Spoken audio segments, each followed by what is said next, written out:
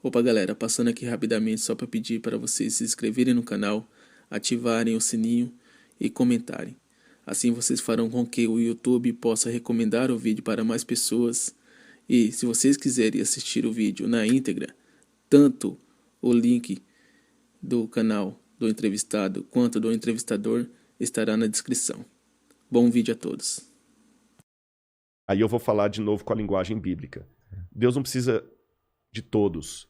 Uma pessoa com Deus se torna maioria e pode fazer uma revolução. E se você olhar ao longo da história... Ele sempre levantou algumas pessoas. E são pessoas que mudaram o mundo. E aí, a partir disso... E são pessoas improváveis, na maioria das vezes. Né? A maioria. O fraco. É. Aí, com isso, eu vejo a transformação do espírito e eu conto uma história concreta para você. O Freud, maravilhoso, eu não concordo com tudo que Freud falou, mas eu aprendi justamente, senão eu não poderia escrever um livro desse, eu aprendi a separar nas ideias aquilo que eu concordo e aquilo que eu não concordo, sabe? Tem um provérbio que ele foi atribuído a Santo Agostinho, mas hoje há dúvidas se ele é realmente de Santo Agostinho ou de outro, mas é um provérbio que diz assim: no essencial, tenhamos unidade. No não essencial, tenhamos diversidade. Tá. Mas, em tudo, tenhamos caridade. Maravilhoso. Então eu aprendi isso. Você tá entendendo? No essencial, não pode ter minha opinião e a opinião do Vilela. Você tá entendendo? O que é que você acha, Rodrigo, da pedofilia? Estúpida pergunta. Não tem o que eu acho da pedofilia, não acha. É errado e pronto. É errado e pronto, não tem nem que perguntar isso. Naquilo que não é essencial, diversidade. Rodrigo, que time você torce? Atlético Mineiro. Eu sou Palmeiras, Corinthians. Beleza. Entendi. Agora, em tudo, caridade. Você tá entendendo? Eu vejo que a despeito das diferenças de opinião, você é meu irmão. Isto posto, o Freud tem coisas dele que simplesmente eu falo que ele tava fumando alguma coisa naquele charuto dele lá. Tem coisa que eu acho que não. Pô, o cara, a ideia dele de ego, superego, do id, do inconsciente, sabe? Poxa. Só que o Freud, aí foi uma escorregadela feia, ele começou a abandonar o discurso de Deus. E ele teve 2 ex-discípulos que largaram-no justamente porque ele tirou Deus da equação e a coisa ficou muito estranha. Quem falou que Deus estava morto? Quem foi? Aí foi Nietzsche. Foi Nietzsche. Aí foi Nietzsche. Mas os 2 discípulos de Freud que decepcionaram-se com ele foi Jung, Carl Gustav Jung, e Viktor Frankl, que fundou a terceira escola de psicanálise de Viena. E o Freud dizia que, na verdade, aparentemente Freud até estava certo se eu aplicar agora a situação de Covid. O Freud dizia que o que nos diferencia, na verdade, são apenas as convenções sociais. Por exemplo, por que a rainha da Inglaterra vai sentar e comer de maneira toda nobre, com talheres, vários talheres, vários copos, colocando assim, e aquele menino talvez que está lá na Etiópia passando fome vai comer com a mão de qualquer jeito? Eles disseram, Freud dizia, por causa das convenções sociais. A rainha Elizabeth, eu estou dando um exemplo, não é Freud que dá esse exemplo, ela só come com delicadeza porque tem comida suficiente para ela e para todo mundo. Agora, tire daqueles que estão comendo com delicadeza, especialmente a segurança de vida e o afeto, a única coisa que vai sobrar no ser humano é o lado animal dele. Aí Freud foi bem darwinista. Total. Na época até namorou um pouquinho com o darwinismo social, que é uma digressão do darwinismo original. O darwinismo social é aquele que acha que realmente é a lei do mais forte, eu vou te matar porque eu...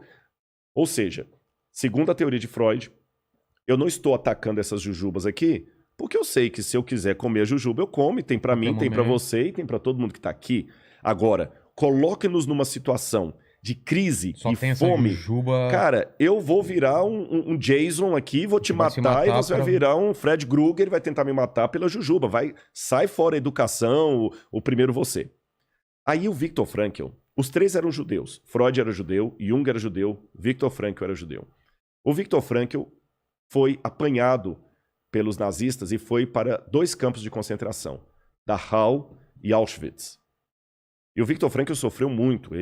A esposa dele foi morta, ele estava casado com ela há menos de 6 meses, foi morta em Auschwitz. A mãe dele, o pai, a irmã dele sobreviveu, mas ele pensou que ela tinha morrido também. E o Viktor Frankl, quando ele esteve em Auschwitz, ele viu a miséria total. Só que quando ele saiu de Auschwitz, ele criou a terceira escola de psicanálise de Viena com a logoterapia. E o Viktor Frankl fez uma crítica ao pensamento do seu mestre Freud. Ele falou assim, olha, o meu professor Sigmund Freud, felizmente, saiu da Europa antes de ser apanhado pelos nazistas. Só que eu vi na prática o que Freud teorizou sentado nas poltronas vitorianas da sociedade austríaca. Por quê? Ele imaginou que, falando agora, eu estou parafraseando Rodrigo, que não havendo balas para todo mundo, eu vou te matar pelas jujubas. Exato. E você vai tentar me matar. No campo de concentração, eu vi na prática o que Freud imaginou que seria. Porque os alemães tiraram tudo de nós judeus. Eles nos matavam a troco de nada. Viktor Frankl diz que, até isso virou cena de um dos filmes de cinema, que tinha um chefe, a nazista, que ele ficava ensinando o menino dele, tiro ao alvo. Com judeu? Com judeu. Você está trabalhando assim, daqui a pouco, pá! Cai uma pessoa morta do seu lado. Você continua trabalhando, você pode ser o próximo. É. Então ele viu ali, eles nos tiraram tudo. Tudo. O que Freud falou que iriam tirar, tiraram. O eros, que é a necessidade de afeto, e o thanatos, que é a necessidade de sobrevivência. Alguns colegas judeus cumpriram exatamente o que a teoria de Freud havia previsto. Eu vi judeus clássicos se prostituindo para ter um pedaço de pão a mais no café da manhã. Eu vi judeu matando sufocado o outro judeu só para roubar as botas dele. Eu vi judeu roubando a sopa do outro judeu. Agora, ao mesmo tempo que eu vi isso, eu vi alguns se tornando heróis. De que maneira? Eu vi um judeu dando a única sopa que ele tinha para um outro que estava mais debilitado comer e ele mesmo ficou com fome. Eu vi judeu tirando o sapato dele e ficando com os pés congelados para aquecer o pé do outro que estava com perigo de uma gangrena. Eu vi judeus se sacrificando para salvar judeus. Então, pela experiência prática de Auschwitz, eu aprendi que, diferente do que Freud teorizou, as crises não são aquilo que nos iguala, querendo roubar a jujuba. As crises são exatamente aquilo que nos diferencia. Porque no momento da crise, alguns se tornam santos e outros se tornam porcos. Cara, que fantástico isso.